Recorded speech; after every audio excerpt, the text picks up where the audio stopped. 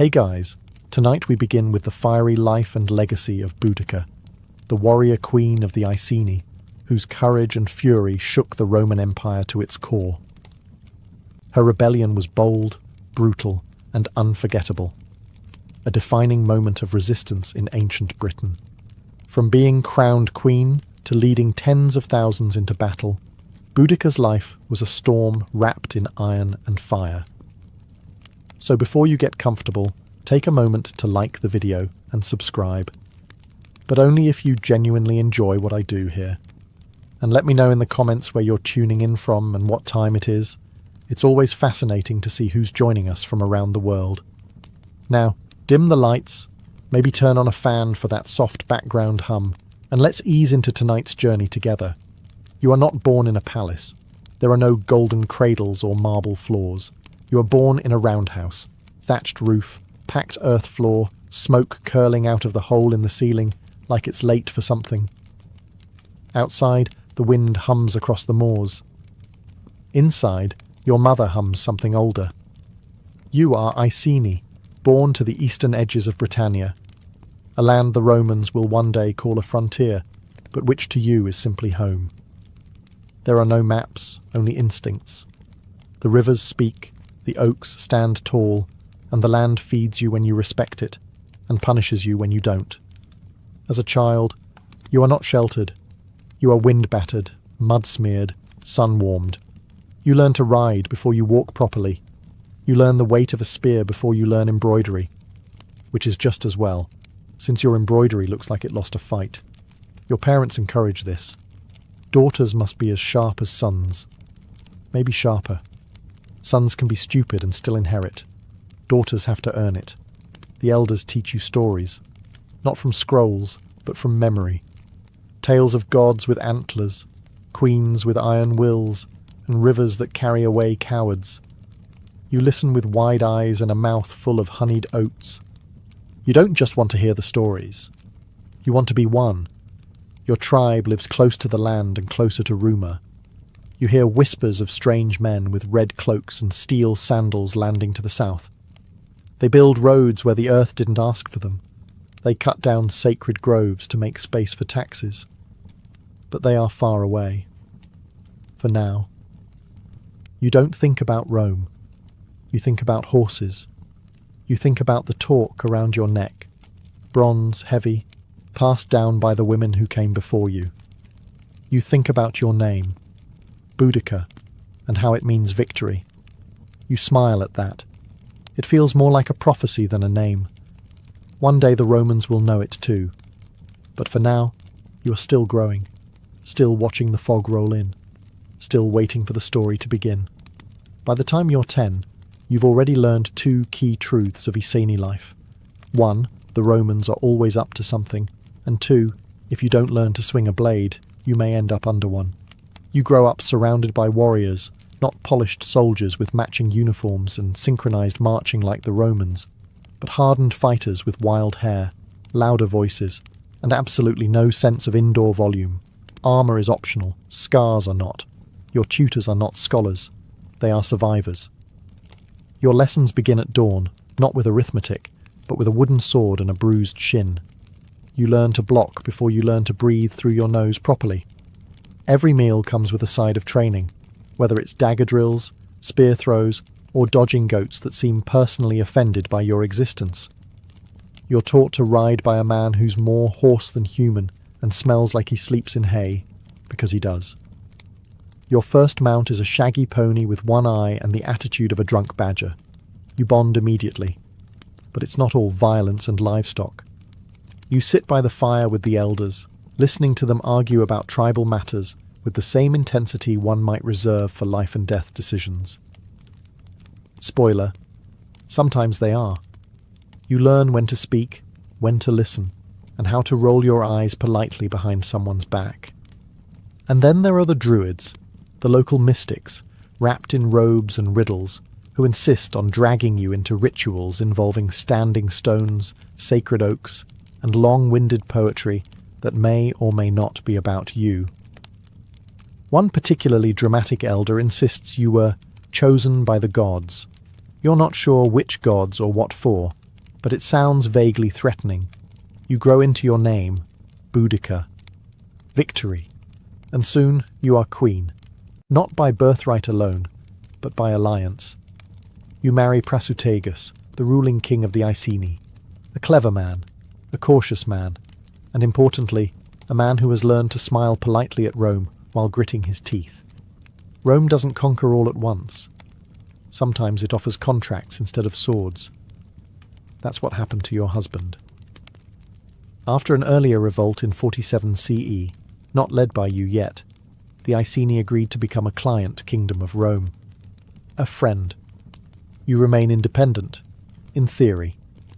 In reality, you're now expected to nod approvingly at Roman taxes, Roman architecture, and Roman officials who can't pronounce local names. As queen, your life changes. You live in a larger roundhouse now, one with Roman pottery, and the occasional visitor in polished armour who smells like olive oil and superiority. You wear fine wool and imported jewellery, but you never forget the feel of iron and bone. You host feasts, you pour wine, you endure Roman small talk. One governor gifts you a polished bronze mirror. You almost return the favour with your axe. Still, you play the role well. Diplomacy is another kind of war, and you learn its rhythms. You watch Prasutagus walk the tightrope. He trades with Rome, keeps the peace, but never quite trusts the hand he's shaking. Together, you rule a tribe that hasn't surrendered, but hasn't rebelled. Yet. You give birth to daughters. 2 strong, sharp-eyed girls. They ride like lightning and bite like it too. You train them to speak with fire. You don't raise them to marry well. You raise them to survive. Then your husband grows sick. The illness spreads slowly, like ink in water. Prasutagus knows what happens to tribal lands when kings die without a Roman-friendly plan. So he does what he thinks is wise. He writes a will. He names Rome as co-heir to the Iceni kingdom, alongside you and your daughters. He thinks it's clever, a compromise, a bridge. But Rome doesn't do co-parenting, especially not with women. You bury your husband in silence. You place his talk on the altar. And then you wait. Not for grief to pass, but for Rome to arrive. And they will. Not with condolences, but with chains. Your husband's body is barely cold when they come. Roman administrators, wearing smug expressions and impractical cloaks, arrive at your settlement not to mourn, but to audit. They don't bring condolences. They bring scrolls, debt collectors, and a particularly punchable air of entitlement. Prasutagus' will, naming Rome and his family as heirs? Ignored. Conveniently. The empire claims everything: land, weapons, livestock, treasure, even your throne. As if grief wasn't insulting enough, they inform you that the Iceni are now fully under Roman control. No vote, no ceremony, just Latin paperwork and a forced smile. You try diplomacy. You quote their own laws back at them. They quote steel back at you. Then it escalates. Roman soldiers storm your home, not with an army. They don't need one. Just enough men to send a message. They tear down your status like it's scaffolding. They strip you, beat you, publicly. The queen of the Iceni, dragged through the dirt in front of your people. And your daughters, you dare not speak it aloud. What they endured was beyond cruelty. The kind of trauma Rome writes off as discipline. The kind that never leaves a mother's heart. You hold them afterward, trembling and silent. You look into their eyes, and something old stirs inside you, older than Rome. Something the Romans never understood. Fury with purpose. The village elders urge patience.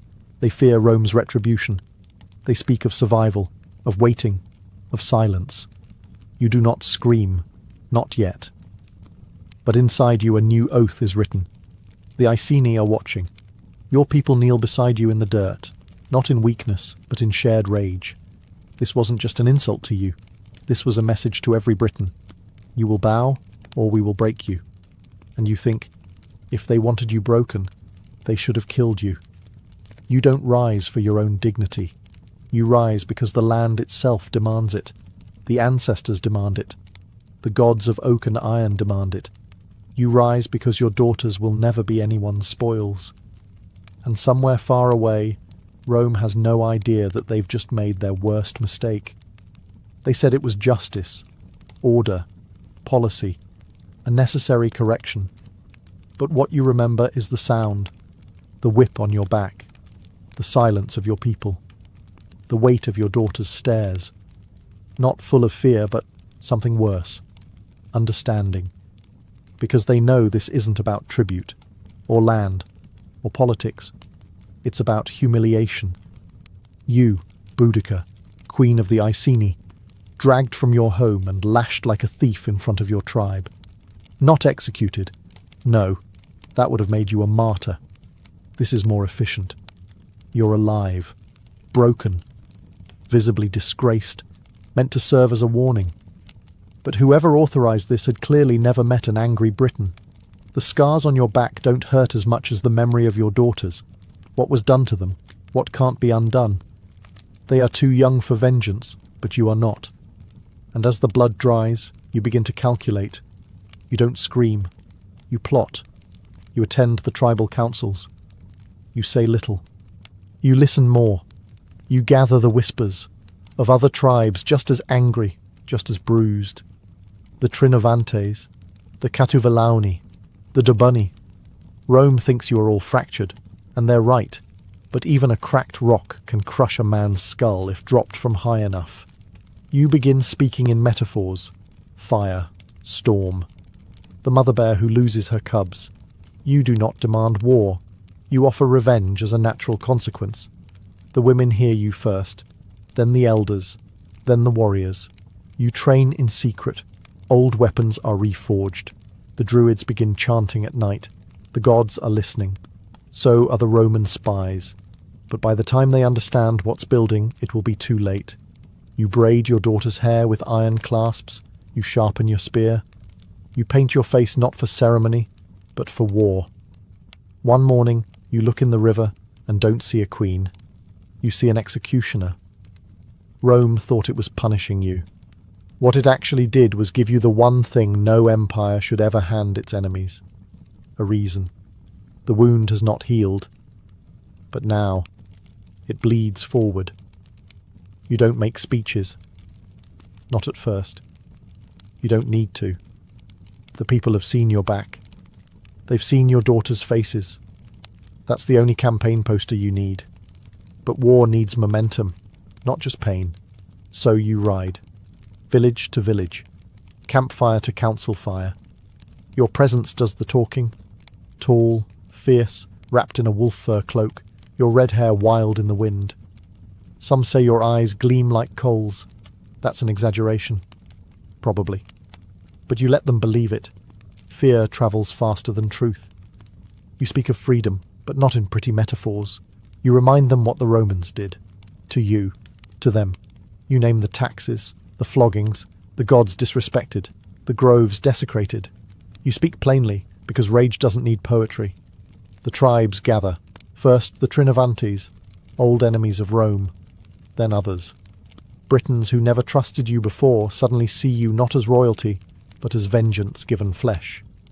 You sharpen not just weapons, but memory. You smear your face with blue woad. It stains your skin like ice. It isn't just for intimidation, though it works. It's ritual. A rebirth. You are not the woman who was beaten. You are the storm she became.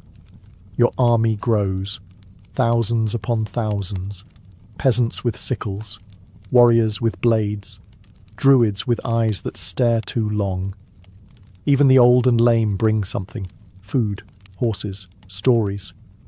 You ride a chariot, iron-bladed wheels cutting mud. Your daughters ride with you, not as ornaments, but as omens. You are a family affair now, a mother, not just of children, but of rebellion. Word reaches Roman ears, of course. At first they laugh. The Queen, leading an army? How quaint. Then scouts report numbers, scale, coordination. Rome stops laughing, but they still don't believe you'll actually do anything. After all, Britons bicker. Tribes feud. Women mourn. They don't lead wars. They don't burn cities. But you are not here to meet expectations. You are here to set them on fire.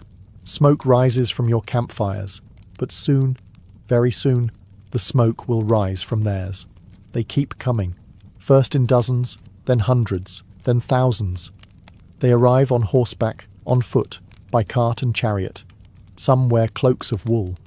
Others come nearly bare, painted in swirling blue, eyes bright with something between faith and fury. There are farmers who've never held a weapon, and warriors who've forgotten what it's like not to. A boy no older than your daughters insists on bringing a slingshot made from his father's belt. You don't send him home. You nod. Because this is no longer a rebellion. This is a reckoning. The Roman word for you now is terra muliebris, the terror of a woman. You imagine them muttering it around fires, half mocking, half worried. You hope it haunts their dreams. Your camp grows into a mobile city. Traders arrive to sell bread, arrows and talismans shaped like your chariot. Bards begin composing songs before the first real battle is fought. Your name passes from lips like a prayer, or a threat, depending on who's listening. Still, you keep order. You appoint scouts, messengers, commanders of villages and clans. You don't want chaos. You want something Rome will never see coming. Organization. Every night the fires burn bright. The druids chant in languages older than empires. You bless weapons with blood. Sometimes pig. Sometimes not. You don't ask. There's no official head count, but the Romans will later claim your force was over 100,000 strong. You don't count. You feel them. The heat, the noise, the pressure of 10,000 dreams pushing behind your chariot wheels. Your daughters sleep near you, curled beneath a bear pelt. You watch them. They sleep like children, but they march like queens. You look at the assembled army, your people, your fury, your fire, and you think, this is what Rome was afraid of, and they were right. You are not Caesar. You are not crowned in gold, but you are followed, not for conquest, for justice, not for wealth, for vengeance. You tighten the grip on your spear. Soon there will be a Roman city on the horizon, and behind you, a sea of spears that refuses to forget. You choose Camulodunum first, the Roman colony at the edge of Iceni territory. Once, it was a tribal stronghold. Now it's a Roman veteran settlement, fat with smugness and marble. A model city for civilizing the Britons. It even has a temple, not to your gods, of course. No, they've built a gleaming shrine to Emperor Claudius, their dead emperor, as if worshipping a Roman corpse somehow legitimizes the living ones. The locals call it sacred. Your people call it offensive architecture. You don't arrive quietly. The scouts see you coming, or more precisely, they see the dust cloud you bring with you. Your army is too large to hide, and frankly, you've no interest in hiding. Subtlety is for traitors. This is a warning. Roman officials scramble. There are no legions stationed here, just retired soldiers and their families, men who thought their work was done. They arm themselves with rusted blades and parade armour. You arrive to find them preparing speeches, not defences. You give them neither quarter nor time. The city falls in a matter of hours. Your army moves like a tide, smashing gates, toppling columns, torching villas. Your chariots circle, driving the terrified into narrow streets.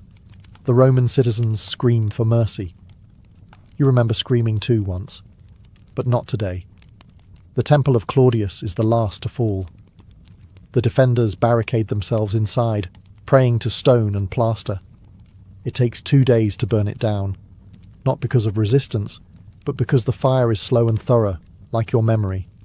By the 3rd day, Camulodunum is ash, and the message is sent. Rome has lost a city, not to another empire, not to a rival army, but to the very people it claimed were already conquered. You stand among the ruins. You don't smile. This isn't joy, it's necessity. The wind shifts. Smoke clings to your cloak. Somewhere behind you, your daughters collect bits of scorched bronze, trophies from the temple. You let them. They deserve to carry weight. This is only the beginning. The next target is richer, larger, more important, and very, very Roman. Londinium. You don't rest long. You can't. Word spreads like fire, and so does fear. Rome knows now, and Rome responds, but not fast enough. You ride south toward Londinium, the jewel of Roman Britain, a trading hub, a commercial artery. It's young but bustling, full of merchants, soldiers, and colonists. They say it's the empire's future. You decide to cancel that future. Along the road, the people begin to flee. You don't chase them. You don't need to. Their panic works better than any banner. When refugees outrun soldiers, you know your message is landing. By the time you reach the outskirts of Londinium, you see it. The red cloaks are gone. Governor Gaius Suetonius Paulinus, a hard man, busy putting down a rebellion in Wales, made it back just in time to retreat. He looked at your numbers, your fires, your smoke-darkened sky, and did the most Roman thing imaginable. He left. He abandoned the city to save the province. You don't hesitate. Londinium is wide open. Streets meant for parades now run with ash. The marketplaces that once sold olive oil and honeyed dates are stripped clean, then razed. Roman homes, warehouses, bathhouses, all reduced to cinders. There are those who stay. Some believe the empire will protect them. Some are too old, too proud, or simply too slow. You issue one final offer. Leave now, or be judged by the gods of your land and mine. Many ignore you. History will call what happens next a massacre. The Romans naturally will count the bodies. Tens of thousands, they'll say. Maybe that's true. But what you know is this. You were unheard, and now the world listens. Among the flames, you find a Roman ledger, half burned. It lists Iceni names beside debts. You toss it into the fire and keep walking. No temples are spared, not this time. You tear the statues down with your own hands. The gods who watched your daughters suffer get no mercy. By nightfall, Londinium is silent. The city does not scream anymore. You ride out with your army larger than before, fed by smoke and fury. The next target is already chosen, Verulamium. And after that, the reckoning. Verulamium isn't just Roman, it's Roman with ambition. Streets paved in imported stone, fountains that never asked permission, villas that stretch wider than most tribal clearings. It's not a military post, it's a statement, a polite one, wrapped in mosaics and taxes. You head there next. By now the message precedes you. Verulamium's merchants have heard of Camulodunum, of Londinium. They know what happens to those who welcome Rome too eagerly. The wealthy pack their carts. They flee west, clutching silver gods and ledgers full of unpaid grain. You let them go. Vengeance, you've learned, has a schedule. When you arrive, it's not resistance you meet. It's emptiness. The soldiers are gone. The politicians gone. Only the unlucky remain, and a few who simply didn't believe in you. The kind of people who assumed no mother, no woman, no tribal queen could make the empire tremble. You show them otherwise. The gates fall open like rotten fruit.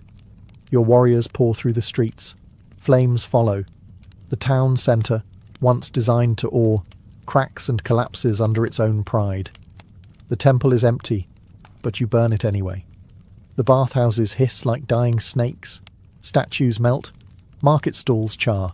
A scroll is tossed from a balcony and lands at your feet. You glance down. Latin, columns of numbers, and one word repeated often. Tribute. You smile, a grim, humourless thing, and toss it into the fire. It's not just the city that burns. It's what it stood for. Verulamium was meant to be the future, a Romanised Britain, a place where Latin silenced the old songs, and wine replaced mead, and a woman like you would bow instead of lead. Instead, it's smoke and rubble. By the third day, it's done. You've burned 3 Roman towns to the ground. Your army swells with every step, with every ember. Some join because they believe, some because they fear, some because they have nowhere else to go. You don't ask why, you only ride forward. You've struck at the body. Now Rome will strike with its teeth. The governor is preparing a defence, and the final battle is on the horizon. You ride through ash now. It clings to your boots, your hair, your breath. The gods have had their offering. 3 Roman towns, burned to the bones, their columns toppled like brittle trees. You've written your message in smoke and charred stone, but you're starting to feel the weight. Not regret? No, but consequence. Your army is massive, unpredictable, glorious, and a bit bloated. Too many mouths, too much loot. Not enough discipline. The chariots creak under stolen pottery. Some warriors ride with gold necklaces and Roman tunics draped like trophies. A few have swapped spears for wine jugs.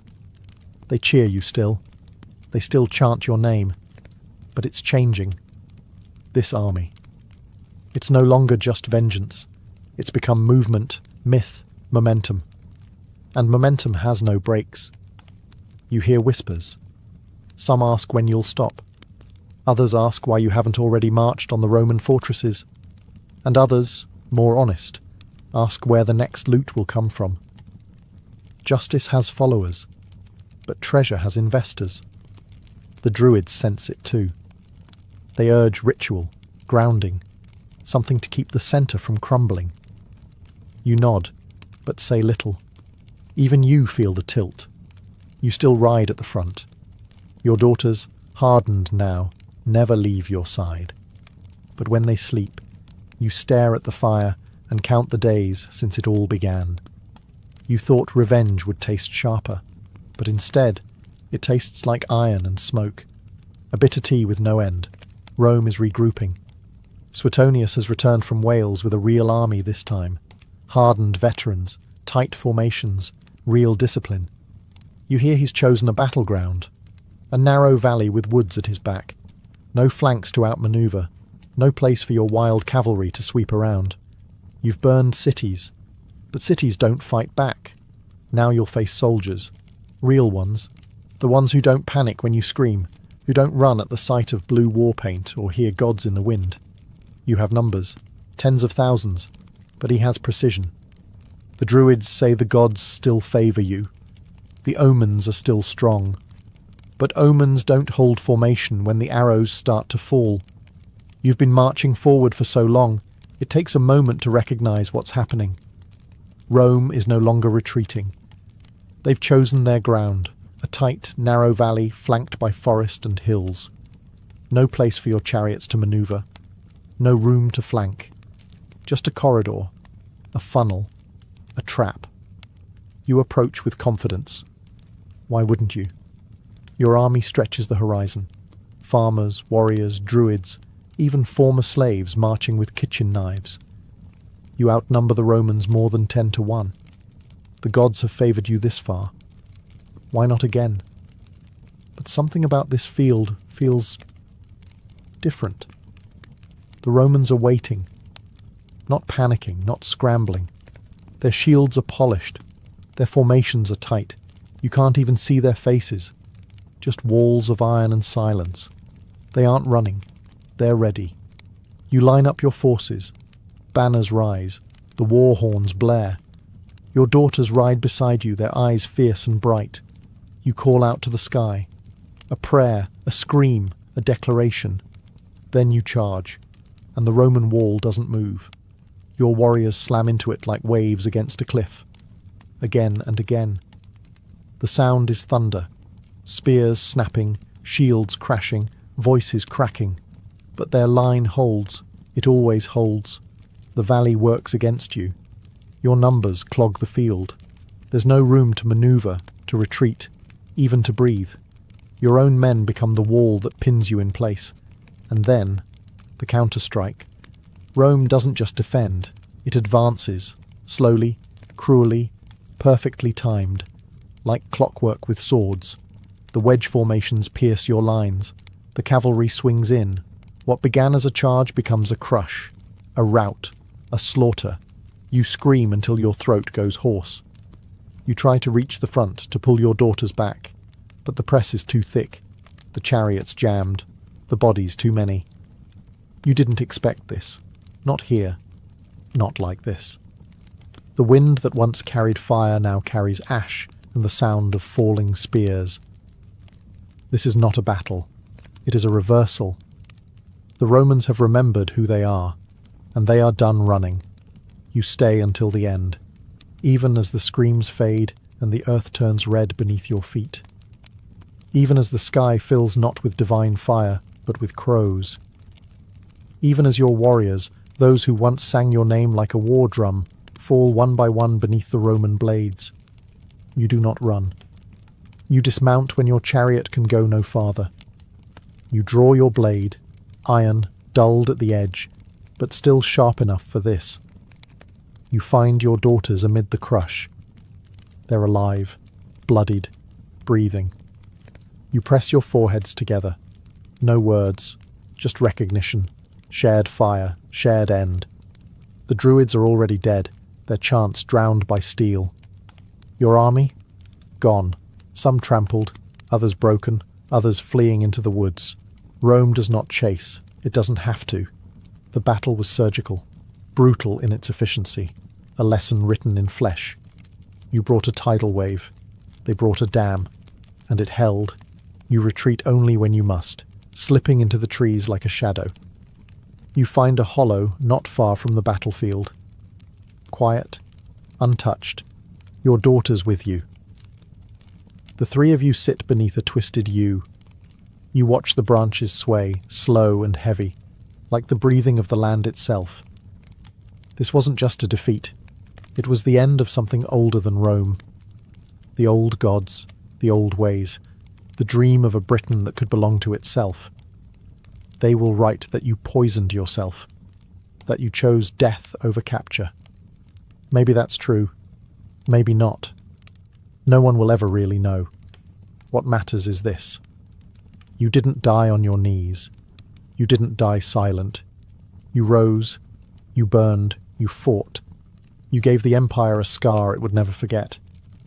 The Romans will claim victory, but even Suetonius will admit it. Your rebellion nearly lost them Britain. You weren't just a queen. You were a storm in human form.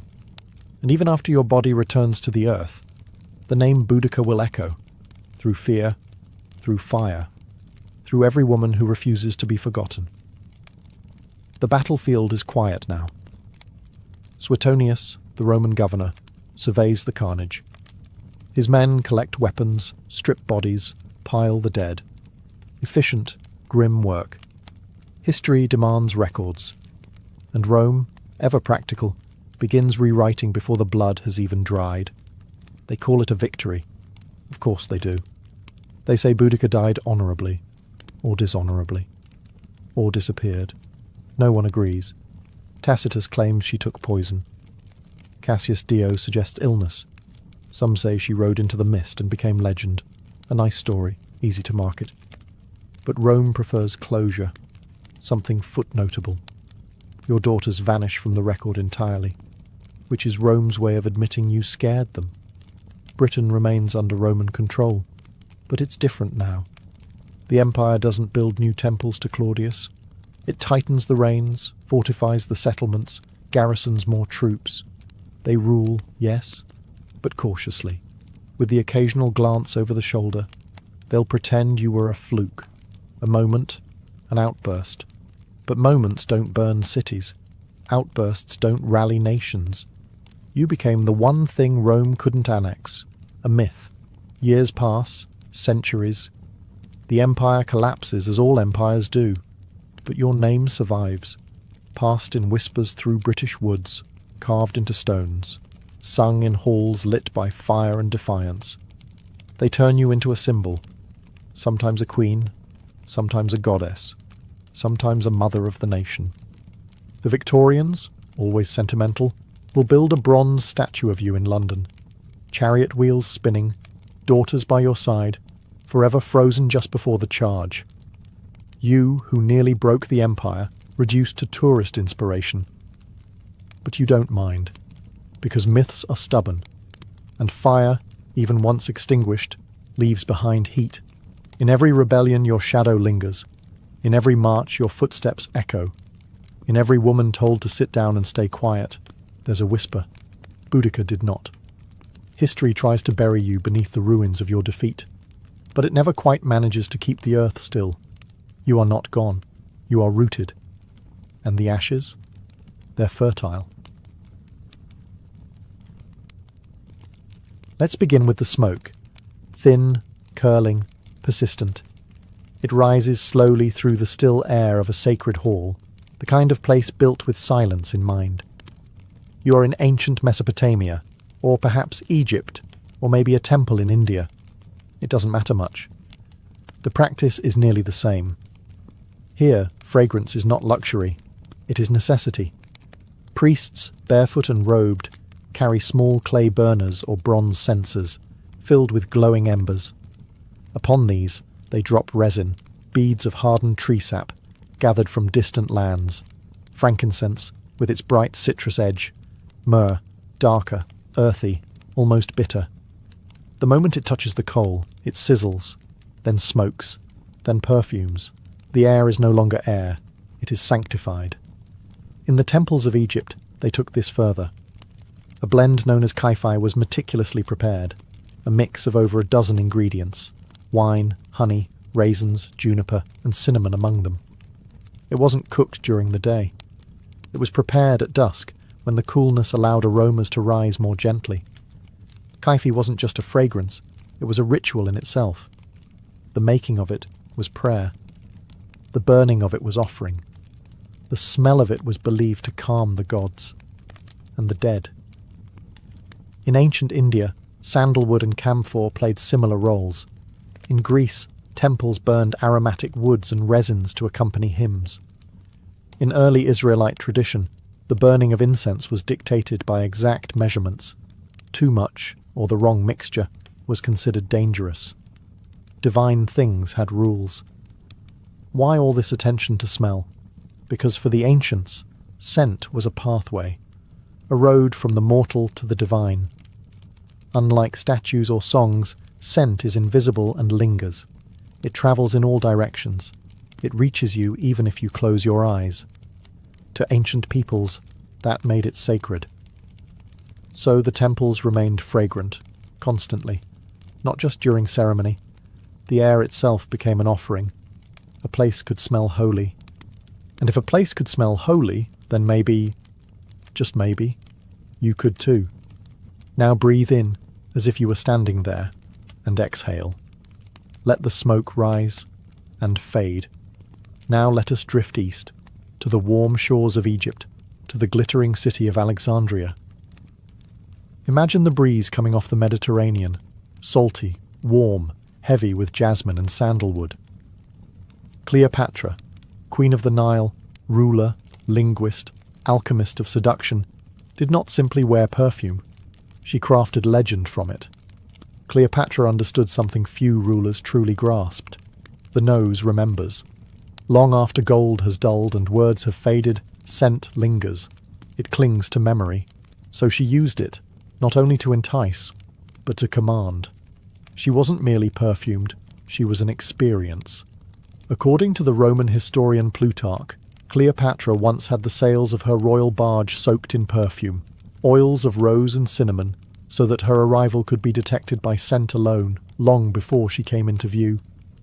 The air around her was curated. You smelled Cleopatra before you saw her. You remembered her long after she left. Inside her palace, she had perfume laboratories, where attendants mixed oils with myrrh, balsam, and rare resins from Arabia and India. These weren't just pleasant concoctions. Cleopatra studied them. She experimented. She believed certain scents could stir passion, bring sleep, even shift fate. She wasn't wrong. Aromatherapy, thousands of years before the word existed. And yet her perfumes were more than romantic. They were political tools. When Cleopatra met Julius Caesar, and later Mark Antony, she was already a master of timing, dress, and smell. She knew which oils to wear in which settings. Frankincense in temples, neroli for banquets, musk and spikenard in private chambers. Every note had a purpose. There is even a legend that Cleopatra once created a scent so alluring that it caused a general to forget his own name. That may be fiction. But what is certain is this: no other ruler made fragrance into a language as she did. For Cleopatra, perfume was not indulgence, it was power, it was strategy, a whisper delivered not through voice, but through the air itself.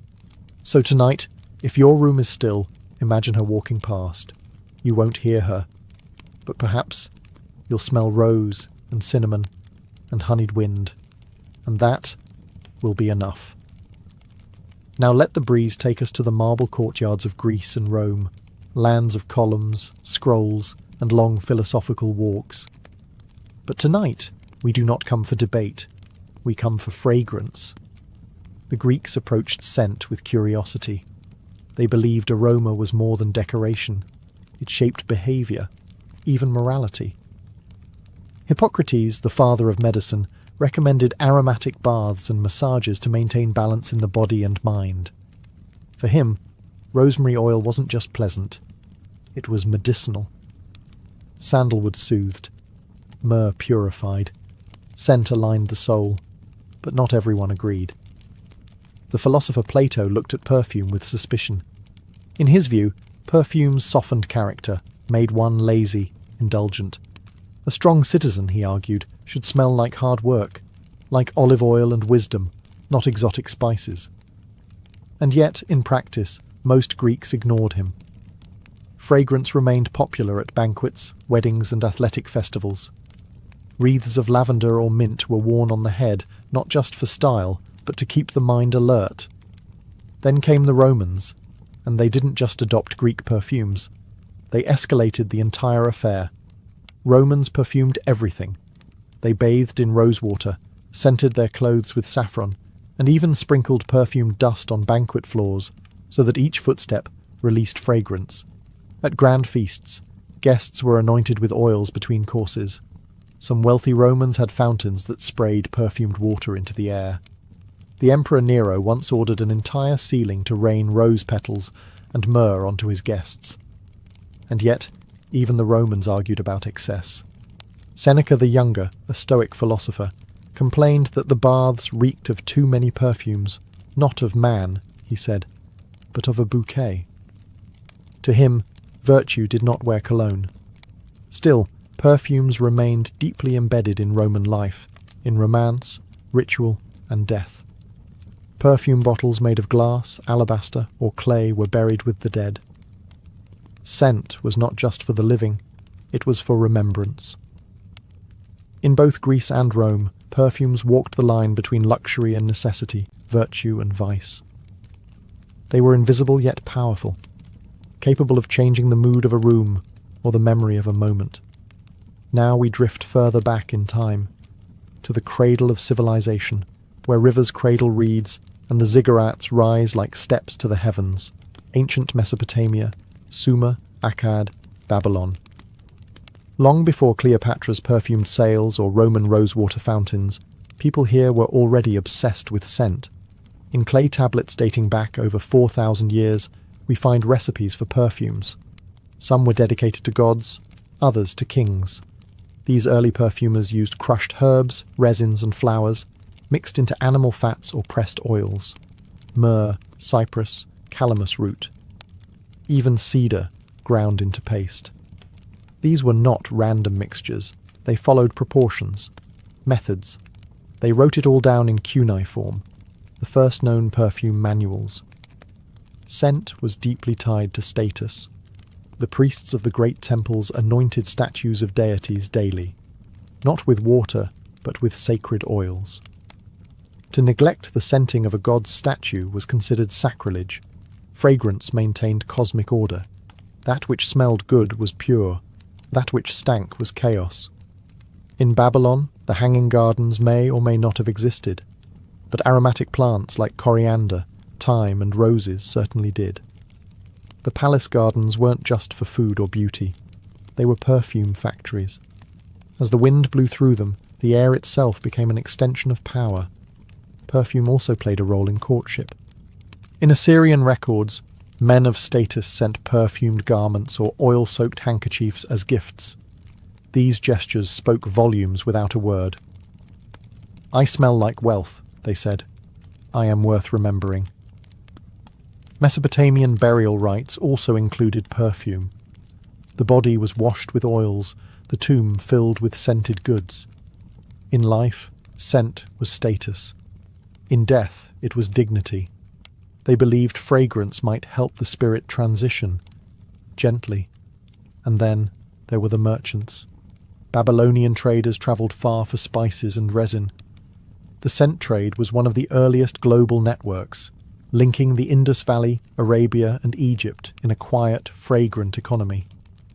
The cost of myrrh rivaled gold. Let the sands settle now, and step quietly into the heart of ancient Egypt, a place where scent was not merely a pleasure, but a gateway to eternity. In Egypt, perfume was inseparable from ritual, medicine, and the afterlife. It wasn't just for the living, it was for the dead. And so the art of embalming became the highest form of perfumery. The process was elaborate. The body was washed in palm wine, not to cleanse, but to purify. Then natron, a kind of natural salt, was applied to draw out moisture. But here's where the fragrance begins. After desiccation, the body was anointed in layers of oils: cedarwood, myrrh, frankincense, cinnamon, and juniper berry. These weren't random selections. Each oil served a spiritual purpose, and each scent had symbolic meaning. Frankincense, with its citrus-like bite, was said to drive away evil. Myrrh represented healing. Cinnamon warmed the body. These oils didn't just preserve, they consecrated. The goal of mummification was not simply to stop decay, it was to transform the body into something holy, something divine, something sweet-smelling. The ancient Egyptians believed the gods themselves smelled good, that the breath of the gods was fragrant. To enter the afterlife, one had to smell like a god. Even the wrappings were scented. Linen soaked in oils was layered around the body in careful spirals. Amulets were tucked between folds. In some royal tombs, archaeologists have found small perfume jars still sealed, still containing traces of thick resinous paste, thousands of years old, and yet faintly aromatic. Perfume was also part of the funerary offerings. Jars of kefi, the sacred incense blend, were placed near the sarcophagus. Perfumed cones were worn on wigs during mourning rituals. These wax cones, scented with lotus and honey, would slowly melt in the heat, anointing the head and releasing fragrance during the ceremony. It was both visual and olfactory theatre. To the Egyptians, death did not smell of decay.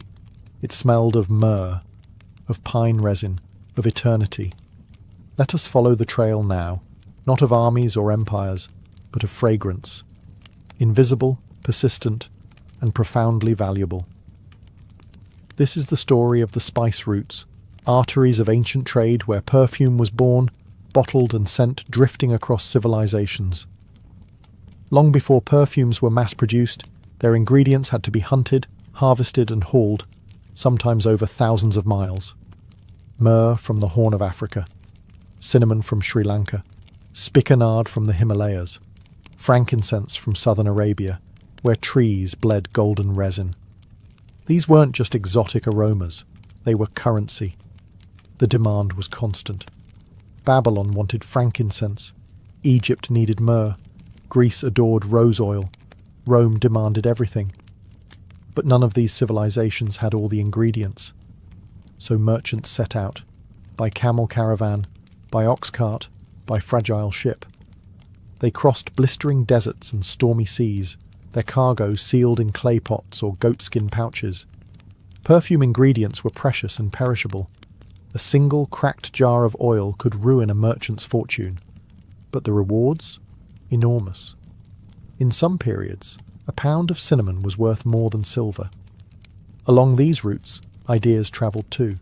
Techniques, recipes. Perfume was not merely traded, it was transformed.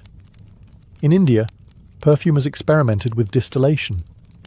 In Arabia, they refined techniques for capturing floral essences using enfleurage and oil maceration. In Persia, fragrance became entwined with poetry, medicine, and paradise itself. By the time materials reached Greece or Rome, they carried not only scent, but story. A vial of spikenard wasn't just exotic. It was legendary. Kings had traded for it. Saints would one day be anointed with it. These ancient highways, stretching from China to the Mediterranean, weren't marked by signs or milestones, but by smell. Enter a market in Damascus, and the air would be thick with cardamom, saffron, and sandalwood. Turn a corner in Petra, and you'd pass walls lined with resin and rose petals. The cities smelled like the world. Now, let us walk softly into the sacred groves and stone temples of ancient India, where fragrance was not just worn, it was worshipped. In India, scent was woven into every layer of life: medicine, ritual, love, and philosophy. The Vedas, some of the oldest scriptures known, speak of perfumes and incense as gifts to the gods. Offerings of ghee, camphor, and sandalwood were burned not to mask odour, but to elevate prayer. Scent was seen as a purifier, not of places but of souls. Among the most revered was sandalwood, smooth, creamy, and cooling. It was ground into paste and applied to statues of deities, to the foreheads of priests, and to the bodies of the dead. The scent was considered calming to both gods and humans. To apply it was to align oneself with peace. Other popular ingredients included agarwood, vetiver, and jasmine. Jasmine garlands weren't just decorations for weddings and festivals. They were believed to awaken feelings of love and divine connection. In classical Sanskrit poetry, lovers often describe each other not just by appearance, but by fragrance. Perfume wasn't bottled in the modern sense. Instead, it was blended fresh. Oils were extracted by soaking petals in sesame or coconut oil, sometimes with milk, and filtered through fine cloth. This slow, deliberate process gave rise to attars, concentrated natural perfumes that were treasured for their complexity.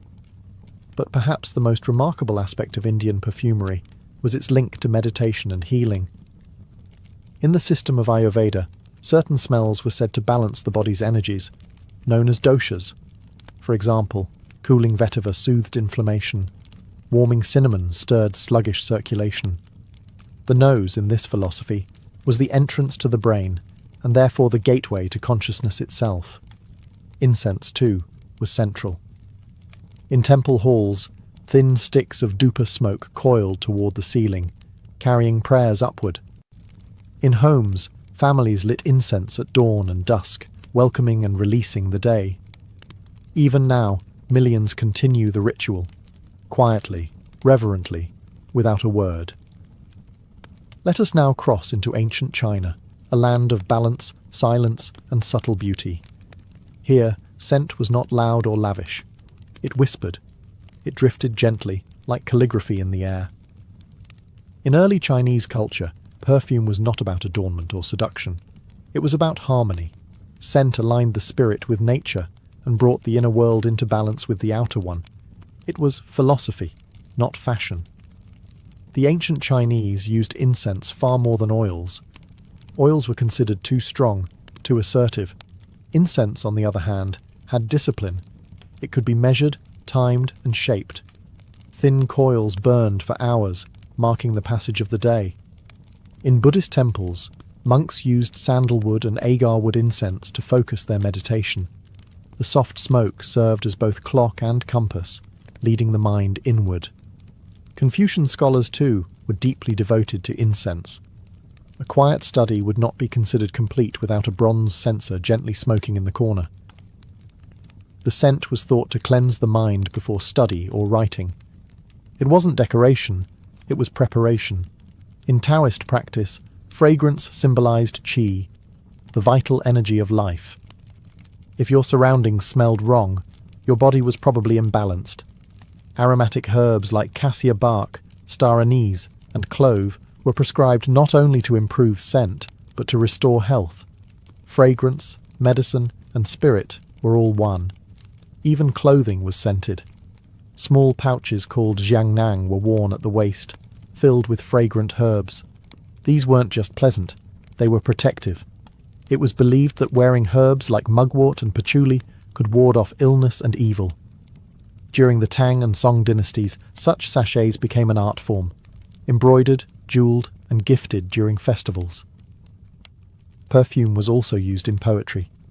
The great poets of the Tang era often described seasons not by colour or sound, but by smell. Spring came with plum blossoms, autumn with fallen leaves and old wood. A person's memory, or their character, could be described by the scent they left behind. Now let us take a final breath, a breath that travels across time, across deserts and rivers, palaces and temples. We return to the present, but the fragrance of the ancient world still lingers, faintly, stubbornly. Much of what was once known about ancient perfumery has vanished. The formulas were kept as secrets, guarded by priests, physicians, and perfumers. Some recipes were inscribed on clay tablets, others on papyrus scrolls. Many were lost to fire, flood, or conquest. The great libraries of Nineveh and Alexandria both held fragrance texts. None survived intact. And yet, here and there, whispers remain. In 2012, archaeologists unearthed a 2,000-year-old perfume factory in Cyprus, burnt clay vats, traces of lavender and olive oil. In Egypt, residues found in tomb jars suggested mixtures of myrrh, cinnamon, and lotus oil. In Israel, scholars have attempted to reconstruct the sacred temple incense, the ketoret, based on ancient texts. The ingredients? Still debated, still sacred. Even Cleopatra's perfumes have been reimagined.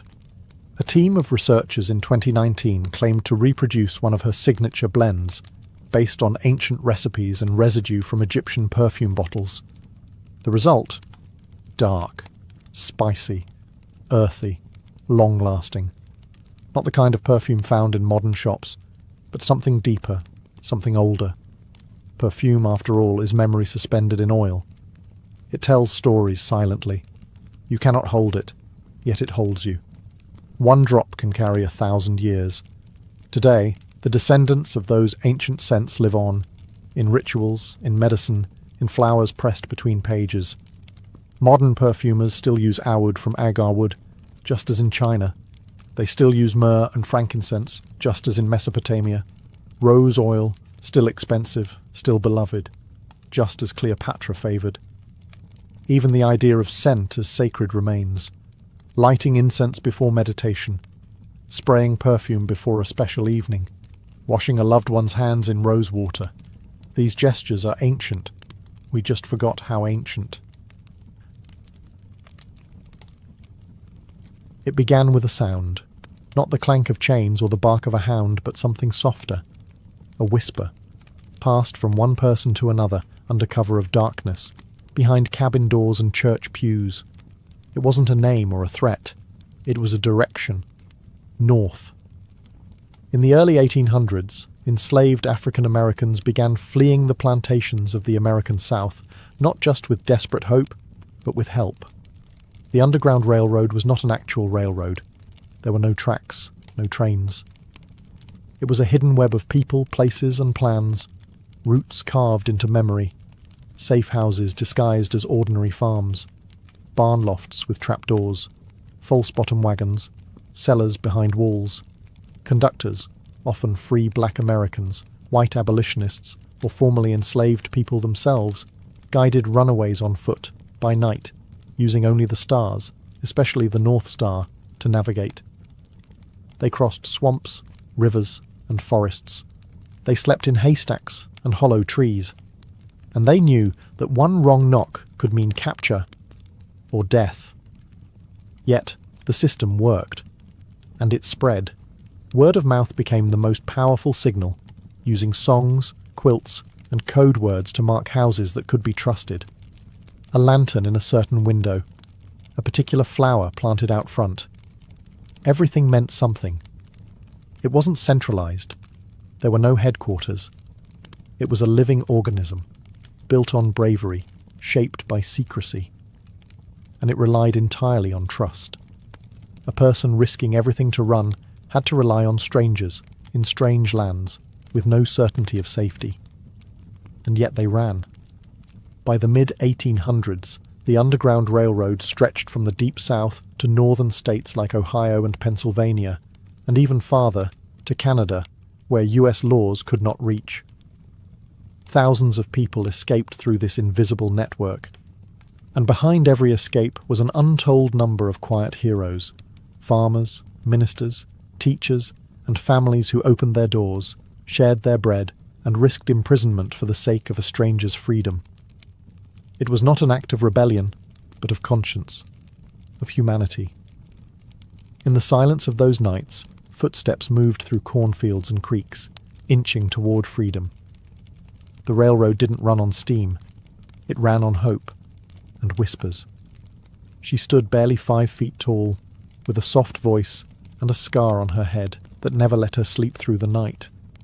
But when Harriet Tubman moved, people followed, and chains were broken. Born into slavery in Maryland around 1822, Harriet Tubman knew the brutality of bondage firsthand. She had been beaten, whipped, and nearly killed before she ever reached adulthood. At one point, a heavy iron weight thrown by an overseer fractured her skull. It left her with a lifetime of headaches and vivid, dreamlike visions she believed were messages from God. In 1849, Harriet escaped alone. She followed the North Star on foot, through the marshes, woods, and danger. It would have been enough to survive. But Harriet wasn't finished. She went back, and again, and again. Over the course of a decade, Harriet Tubman returned to the South an estimated 13 times, guiding over 70 enslaved people to freedom. She never lost a single one. Not a single person under her care was captured. A feat so extraordinary, it became legend even in her lifetime. She carried a pistol, not just for protection against slave catchers, but to prevent anyone from turning back. The stakes were too high. If you were with Harriet, you kept going forward. They called her Moses, after the biblical figure who led his people out of Egypt.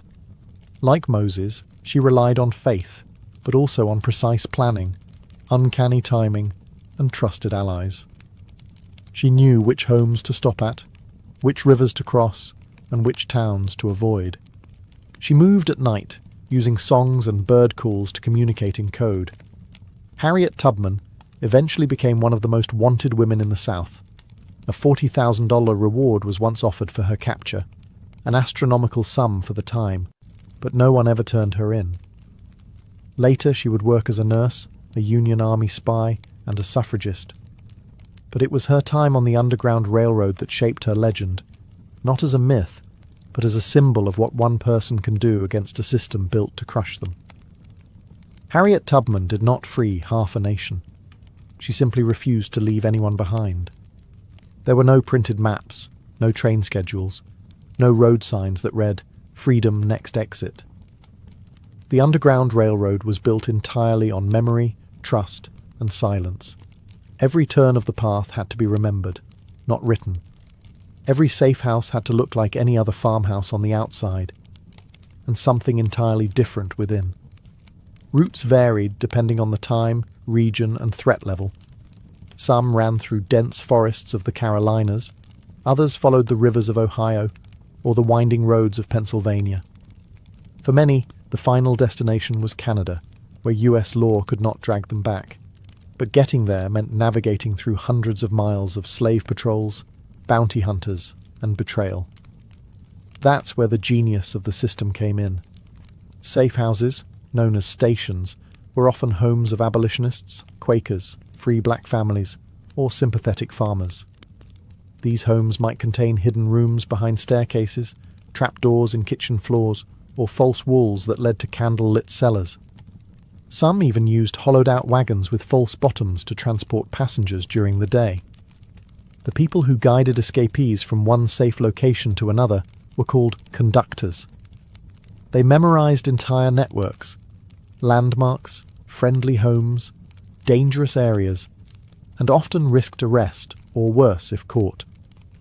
Passengers had to trust these conductors completely. There was no going back. But how did they communicate all this without tipping off slave owners or authorities? Code. A song sung in the fields might hold a double meaning. Follow the drinking gourd was more than music. It was a set of directions. The drinking gourd referred to the Big Dipper, and its handle points to the North Star, a celestial compass guiding people north. Quilts hung on fences might show patterns that indicated safety, a star for direction, a log cabin for shelter, a zigzag for danger ahead, a lantern in a window, a certain flower in a pot. These were the signs of sanctuary. Everything was ordinary. And yet, everything was part of something extraordinary. It wasn't luck that saved people on the Underground Railroad. It was design, precise, patient, and deeply human. A map you could not see, but you could follow, with faith and footsteps. Freedom was never free. For those who stepped onto the Underground Railroad, the price was staggering, paid not just in footsteps, but in fear, silence, and sacrifice. Runaway slaves risked far more than capture. Laws like the Fugitive Slave Act of 1850 made it legal and profitable for anyone, even in free northern states, to seize an escaped slave and return them for a bounty. The law required citizens to assist in captures and punished those who helped fugitives with fines and prison time. Even those who had been free for years lived with the constant threat of being dragged back south. For the escapees, every movement was danger. Patrols rode on horseback, checking woods and roads. Dogs were trained to hunt human scent. Wanted posters bore descriptions, scars, skin tone, height, and rewards tempting enough to turn neighbours into informants. Yet despite this, they ran. Families were often torn apart. A mother might escape with one child, leaving others behind, promising to return. Some did. Many couldn't. The journey was long, and the penalty, if caught, was brutal. Whipping, imprisonment, mutilation, death. But the danger wasn't only for those running. The conductors and allies who opened their doors were also hunted. People like Levi Coffin, a white Quaker businessman in Indiana, helped an estimated 3,000 fugitives, knowing full well he could lose everything. Black abolitionists, especially, faced even greater risk. Free African Americans caught assisting runaways were often themselves accused of being fugitives and kidnapped into slavery. Entire communities sometimes paid the price. In some towns, safe houses were burned. In others, Underground Railroad participants were attacked or driven out. Still, they persisted. Because for many, the question wasn't whether it was legal, it was whether it was right. These were not professional spies or trained revolutionaries. They were farmers, teachers, ministers, mothers, and children. Ordinary people doing extraordinary things in the face of terrifying consequences. What made the Underground Railroad remarkable wasn't that it existed. It was that, despite the cost, it never stopped.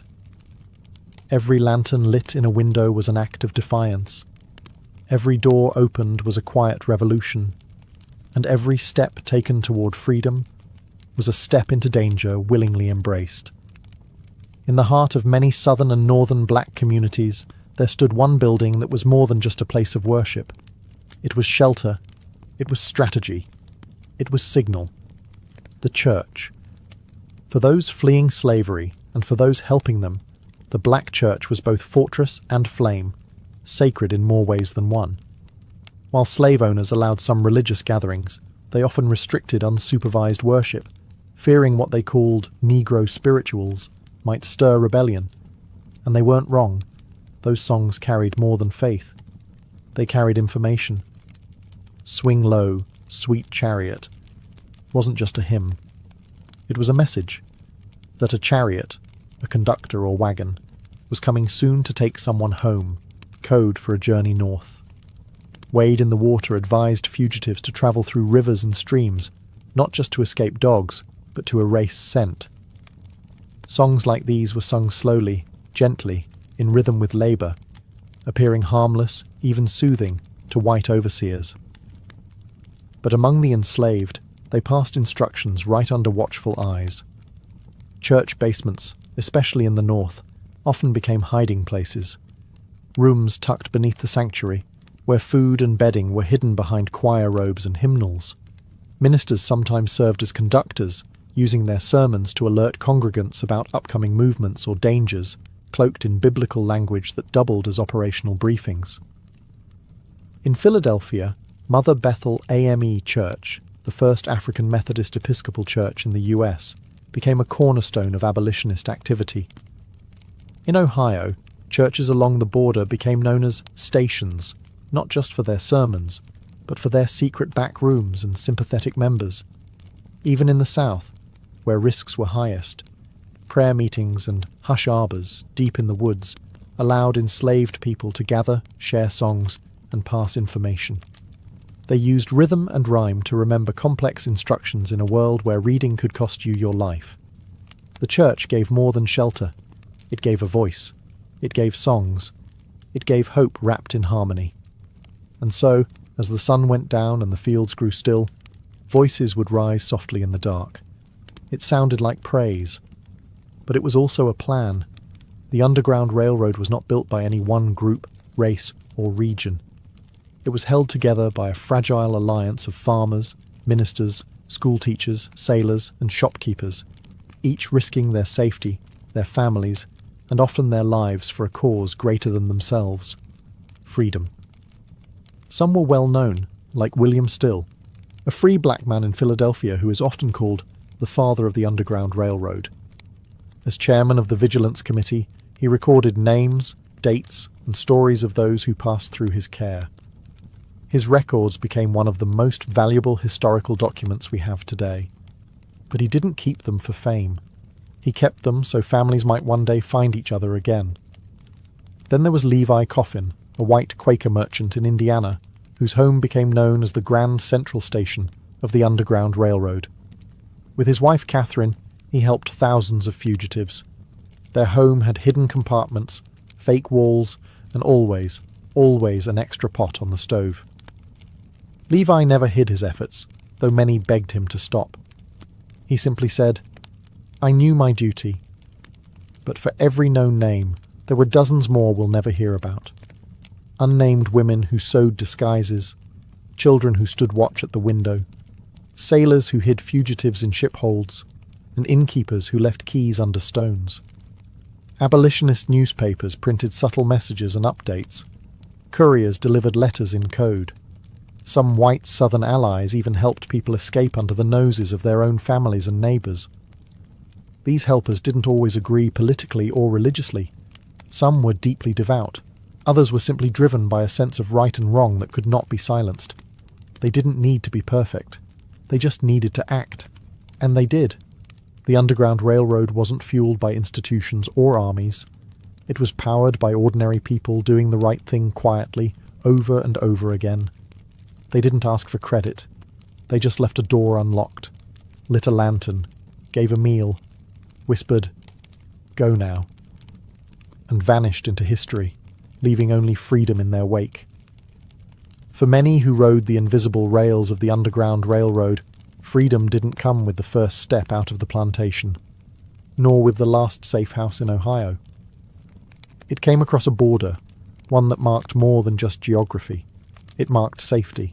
It marked survival. It marked Canada. In the early to mid-1800s, even northern US states became unsafe after the passage of the Fugitive Slave Act of 1850, which allowed escaped slaves to be captured and returned from almost anywhere in the country. No papers, no questions. Freedom was fragile, unless it lay beyond America's reach. So they pressed on. Canada, under British law, had abolished slavery by 1834. Once fugitives crossed into Ontario, often by way of Detroit, Buffalo, or upstate New York, they were finally beyond the grasp of slave catchers and US law. There, they could breathe. Not easily, not always safely, but legally. That mattered. The journey was brutal. Long stretches were made on foot. Rivers had to be crossed in rowboats under the cover of night.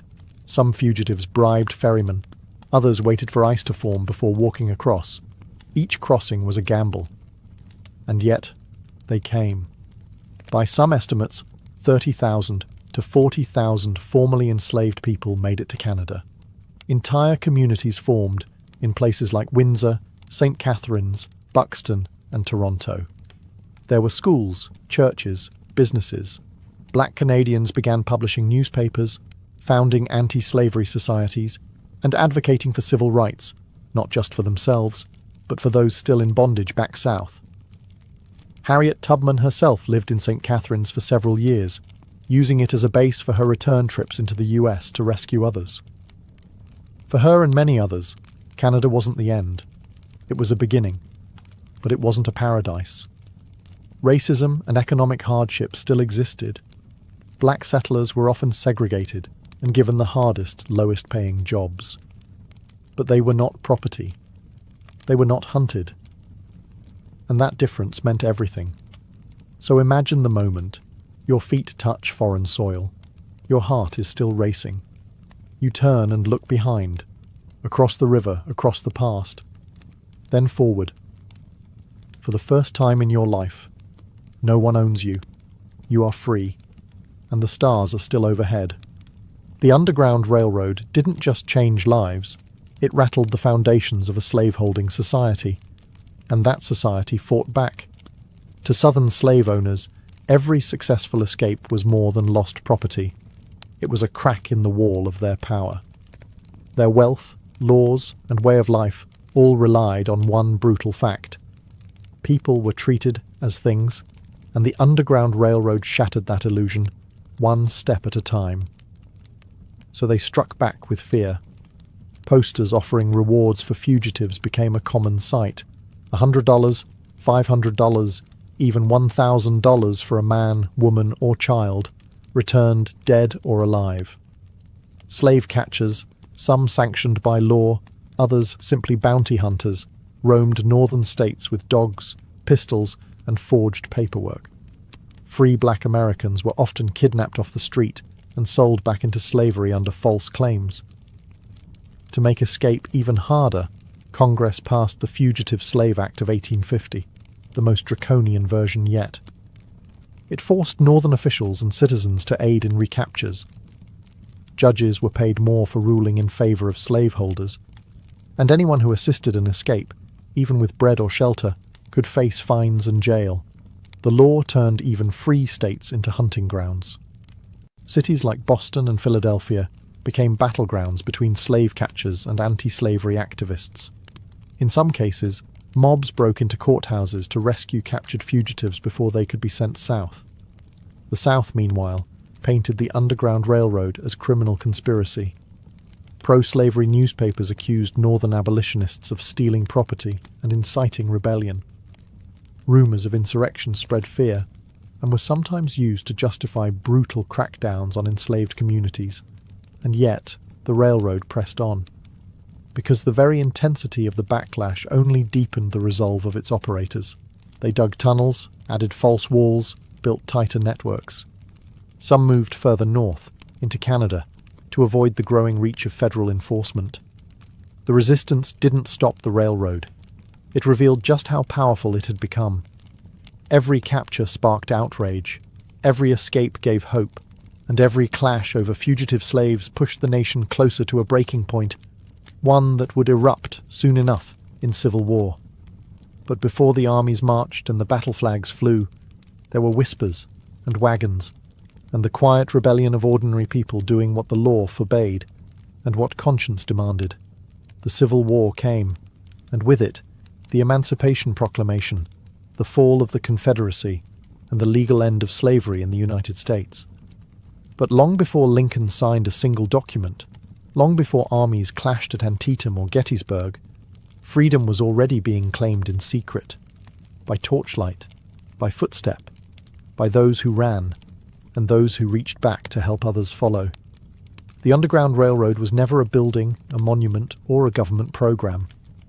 It left behind no statues at the time, no official medals or records. Its legacy was carved into the soil, the stars, and the memories of those who walked it. It lived in stories, whispered, shared, sometimes believed, sometimes dismissed. And yet, it persisted. Today, the paths walked by fugitives are honoured in museums, memorials, and preserved homes. Places like the Harriet Tubman Underground Railroad Visitor Center in Maryland or the National Underground Railroad Freedom Center in Cincinnati stand as quiet testaments to those who risked everything for liberty. But its true legacy goes beyond any one location. It lies in the idea that ordinary people, facing monstrous injustice, found ways to resist. Without armies, without laws, without power. They resisted with quilts and songs, with lanterns in windows, with unlocked doors and unspoken trust. They forged networks without blueprints. They helped strangers with no promise of reward. And they answered the question, again and again, not "what can I do?" but "what must I do?" That is the Underground Railroad's deepest lesson. Not just that freedom is precious, but that it is possible, and that courage does not always roar. Sometimes it simply waits in a field after midnight, holding out a hand. The echoes of the railroad live on in every act of conscience that defies cruelty, in every effort to protect the vulnerable, to speak the truth, to offer safe passage when the world is burning. Because injustice doesn't always wear chains anymore, but it still walks, and so too must we. Somewhere out there the stars are still overhead, and someone somewhere is still whispering, "This way, you're almost free."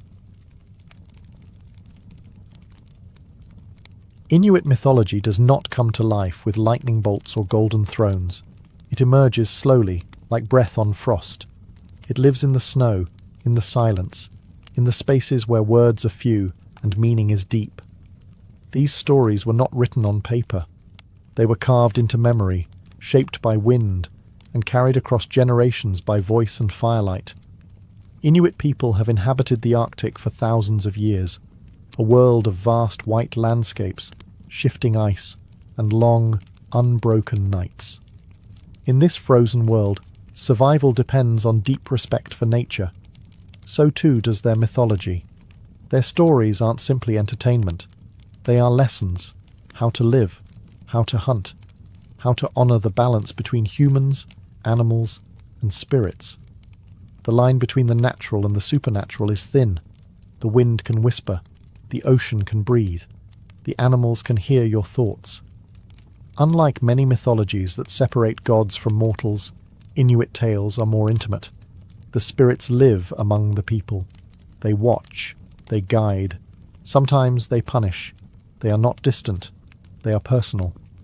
Elders would tell these tales in low voices inside snow houses, wrapped in fur, with the wind howling just outside. Children listened, not just to learn the stories, but to understand the land. A myth about a raven wasn't just a bird tale. It taught cleverness. A story about a seal spirit wasn't just eerie. It reminded hunters to offer thanks for the animal's life. Time moved differently in the Arctic. So did storytelling. No clocks, no rush. A story could stretch over a night or a season. Each retelling would shift slightly, like drifting snow, shaped by the teller, the audience, the moment. Inuit mythology is not a single book or pantheon. It is a constellation of beliefs, shaped by different Inuit groups across Alaska, Canada, and Greenland. But the themes echo: transformation, survival, the spirits of animals, the power of the sea, and the mysterious presence of Sedna, the sea goddess, the mother of all marine life. These aren't just old tales. They are living echoes in the ice, still carried by wind, still whispered in the dark. Beneath the frozen waves of the Arctic Ocean, in a kingdom of cold silence and drifting bones, lives Sedna. She is not a goddess in the classical sense. She does not sit on a throne. She does not wear a crown. She is tangled in the currents, her hair long and dark, her fingers lost to betrayal. Sedna is the most powerful spirit in Inuit mythology, the mother of all sea creatures. The seals, whales, walruses and fish are said to have come from her. She governs the ocean's bounty, and if she is angered, the hunt fails. The sea goes quiet. The people go hungry. Her story changes from place to place, as all oral traditions do, but the bones remain the same. Once she was a young woman. Some say the daughter of a creator god, others say a girl of no special birth. Many versions tell of how she refused suitors or was tricked into marrying a bird or a dog disguised as a man. Her father, seeking to rescue her or rid himself of shame, takes her away by boat. But the storm rises. As the sea crashes around them, her father, in fear or desperation, throws Sedna overboard. She clings to the side of the boat, screaming for help. But he cuts off her fingers one by one. As they fall into the sea, each severed piece becomes a creature, a seal, a fish, a whale. Sedna sinks. She does not die. She becomes. Now she dwells beneath the sea in a shadowy realm, her hair always tangled, her spirit always watching. When hunters are greedy or disrespectful, she withholds the animals. She must be appeased. A shaman is sent into trance, journeying beneath the sea, combing her hair, calming her fury, asking for forgiveness. Sedna is pain. Sedna is power. She is the memory of betrayal and the keeper of balance. She is why hunters must give thanks. Why no part of the animal is wasted. Why silence follows the kill. She is the ocean's grief and its mercy. And even now under the ice, Sedna waits, listening. In the Inuit world, animals are not just animals. They are watchers, teachers, spirits wrapped in fur and feather, fin and fang. To survive in the Arctic is to live among beings that are powerful, intelligent, and deeply aware. You do not conquer them. You speak to them. And sometimes they speak back. Inuit mythology is filled with stories of animals that walk between worlds, not just physically, but spiritually. Some transform, appearing as humans in animal form, or animals who shed their skin to walk among people as men or women. These are shapeshifters, and they carry both wisdom and danger. The raven is one of the most enduring figures, a trickster, clever and unpredictable. In some stories, he steals the sun to bring light to the world. In others, he plays games with humans or rearranges the landscape just for amusement. Raven is not evil, but he is never entirely safe. He is a reminder that nature does not always follow your expectations. The polar bear, Nanook, is not just a mighty hunter. He is sometimes a guardian spirit, sometimes a man in a bear's body. To kill one is to enter a sacred contract. The bear must be honoured, its bones returned to the earth, its soul thanked, or else the spirits may turn cold and silent. Then there are the spirits that guard the animals themselves. Every creature, seal, fox, caribou, has an inua, a kind of soul. If the animal is mistreated or taken without respect, its inua can return in anger. Some Inuit stories tell of animals who come back, disguised as people, to punish or test those who forget gratitude. And always, beneath the surface, there is the quiet truth. Humans are not the masters of nature. They are guests, temporary ones. And the animals, seen or unseen, are older than memory. So children are taught early. Do not laugh at the raven. Do not waste what you hunt. Do not step on a sleeping seal's shadow. The spirits are always watching, not from the sky, but from the snow, from the trees, from behind eyes that do not blink. In the vast Arctic, where the land seems endless and the sky feels close enough to touch, there are those who can move between the seen and the unseen. They are not priests, not prophets. They are something older, wilder. They are the Angakuk, shamans of the Inuit. The Angakuk is not chosen lightly. Some are born with signs, unusual dreams, visions, or survival from impossible accidents. Others are trained. But all must walk the edge between life and death, sanity and silence, earth and spirit. Their role is both healer and messenger. When someone is sick and no herb or bone can cure them, the Angakuk is called. When the seals vanish from the ice, or storms rise without end, it is the Angakuk who travels, not by foot, but by soul. Through drum and trance, chanting and breath, they enter other realms. Worlds hidden beneath the ocean, inside the sky, behind the land itself. It is not a vision, it is a journey. In these spirit realms, the Angakuk meets beings that no ordinary person should face. The ghosts of the angry dead, the spirits of animals denied thanks, and the great forces like Sedna, the sea goddess. Only the Angakuk can descend into her underwater realm, comb her tangled hair, soothe her fury, and return balance to the human world.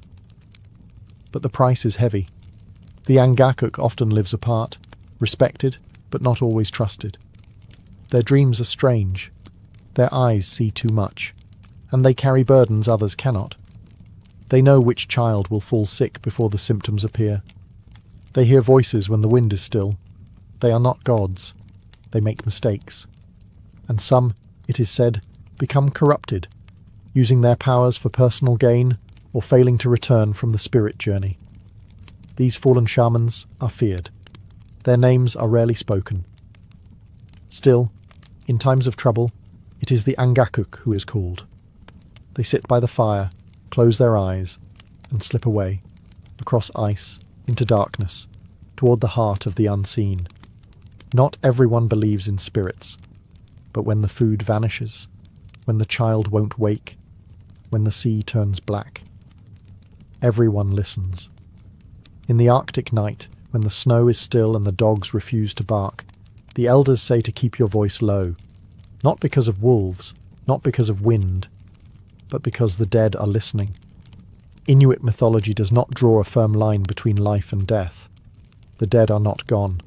They linger, sometimes as memory, sometimes as presence, and sometimes as something colder. Restless spirits, known in some traditions as Tuangait or Angiak, are not rare.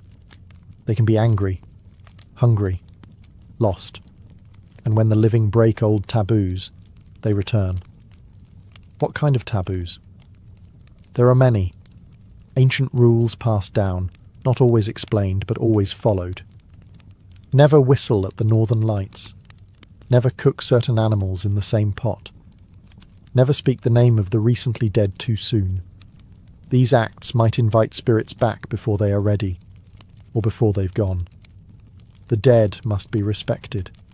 Burials were done with care. Personal items were left with the body, tools, knives, amulets, not for sentiment, but so the spirit would not feel cheated or empty-handed in the next life.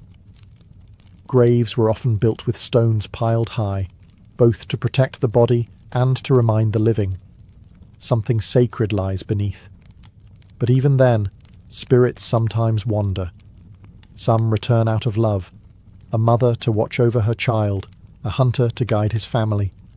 But others come back out of pain, betrayal, or simply because they cannot rest. Their shadows might flicker across the tent wall. Their voices might echo in the creak of ice. An unexplained illness, a string of bad luck, a persistent cold that no fire can cure, all might be signs that a spirit is near. When this happens, the Angakuk is consulted. Through chants and offerings, they may speak to the dead, offer closure, or even guide the spirit to rest. But sometimes, only silence can protect you. And so, the people remain careful. They do not joke about death. They do not speak carelessly at night. Because in the Arctic, the past does not sleep. It walks, and it remembers. On some Arctic nights, when the sky is clear and the world is still, the heavens begin to move. Curtains of light ripple across the darkness. Green, violet, sometimes red. They flicker like fire. They swirl like wind. These are the aurora borealis. And in Inuit mythology, they are not just beautiful. They are alive. To the Inuit, the northern lights are not a meteorological phenomenon. They are spirits. Some say they are the souls of the dead, playing across the sky, dancing, celebrating, perhaps watching. Others say they are the torches of ancient hunters, lighting the way through the night sky in search of game. but they are never meaningless. In some Inuit regions, it is believed that the lights are the spirits of children lost too soon, laughing and playing with a walrus skull as a kind of celestial game. In others, the lights are the ancestors themselves, gathered in the sky to remind the living of their presence, not in words, but in motion. The lights are also said to be warnings. When they flash and swirl quickly, it may signal that spirits are restless or displeased, that something in the human world has gone unbalanced. A broken taboo, a forgotten offering, a neglected ritual. The sky remembers what we forget. Because of this, the aurora must be treated with deep respect. Children are told not to whistle at the lights. It might call the spirits too close. Some say whistling can make the lights descend and slice off your head. Others say it opens a door for the dead to enter the world of the living. The Inuit did not fear the lights, but they did not take them lightly. They were watched with reverence. They were signs, messages, warnings, or sometimes simply gifts. And even now, when the lights appear over a quiet village, the old stories stir. People step outside and watch. They fall silent, feeling something ancient move above them. No voice explains it. No science replaces it. Because sometimes what dances in the sky is not a question to solve. It's a reminder that we are never alone under the stars. In the beginning, there was ice and silence. The land was flat, endless, and covered in snow, untouched by human foot or animal track. But even in that emptiness, life was waiting. Inuit creation stories don't begin with fire from the heavens or gods sculpting mountains. They begin with nature itself, vast and mysterious. The world was not made at once. It formed slowly, spirit by spirit, breath by breath, shape by shape. One story tells of Raven, or Tulugak, a powerful and clever spirit who once lived in the dark, for there was no sun, no moon, no stars. The world was shrouded in permanent shadow. Raven grew tired of stumbling in blackness, and so, with trickery or wisdom or both, he stole light from a selfish being who had locked it away. He flung it into the sky, breaking it into pieces. The sun, the stars, the moon. Raven's gift gave the Arctic its long summer days and its haunting winter nights. Other stories speak of giants who once walked the land, beings of immense power and loneliness.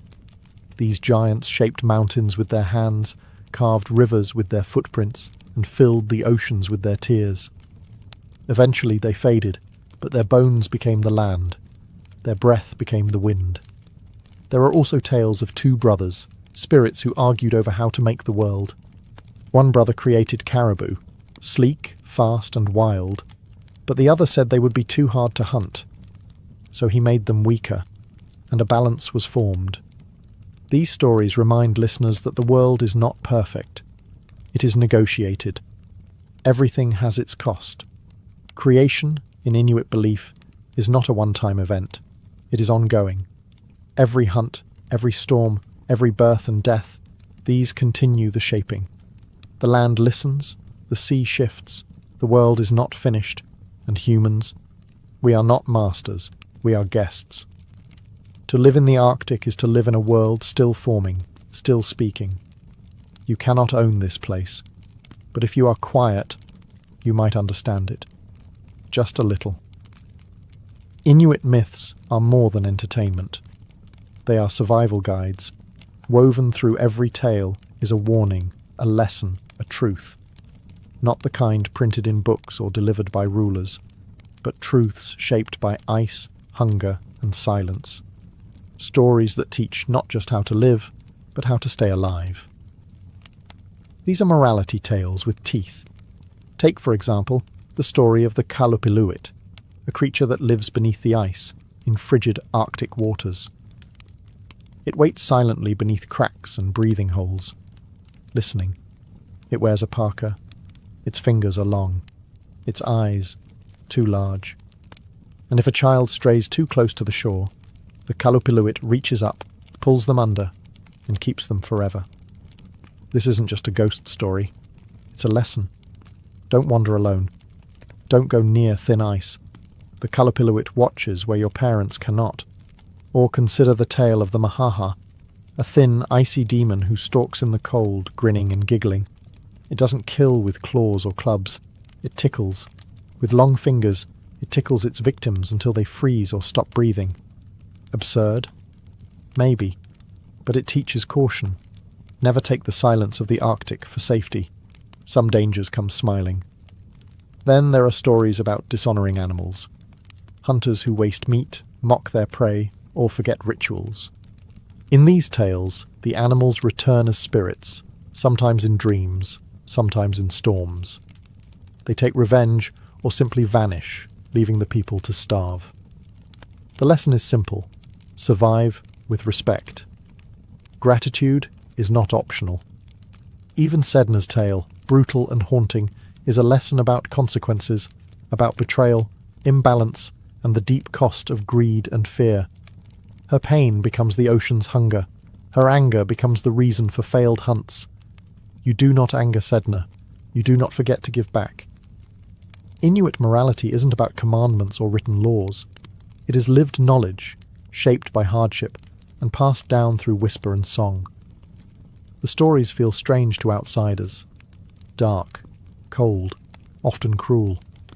But they are precise, effective, remembered, and they still echo, in a child's fear of thin ice, in a hunter's quiet prayer before the kill, in the silence that follows every story, where the lesson lingers, waiting to be understood.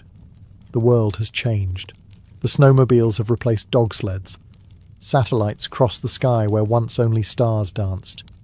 Even the northern lights are explained in textbooks now. Solar particles, geomagnetic storms, atmospheric ions. And yet, the old stories remain. Inuit mythology, though once only passed from mouth to ear beside whale oil lamps, has survived colonization, missionary pressure, and modern distractions. It has lived through forced relocations, language suppression, and the long, painful shadow of residential schools. And still, the myths whisper beneath the surface. Today, Inuit artists carve Sedna into soapstone. Children in Nunavut still hear about the Calapiluit from their grandparents. Inuit rappers reference ancient spirits in modern lyrics. Storytellers perform in community centres, bringing ancient figures like Raven, Mahaha, and the shape-shifting polar bear to new generations. These aren't relics, they are tools, cultural memory, identity stitched together from shadow and survival. In a world where climate change threatens traditional hunting routes, and where screens glow brighter than firelight, these myths ground the Inuit people.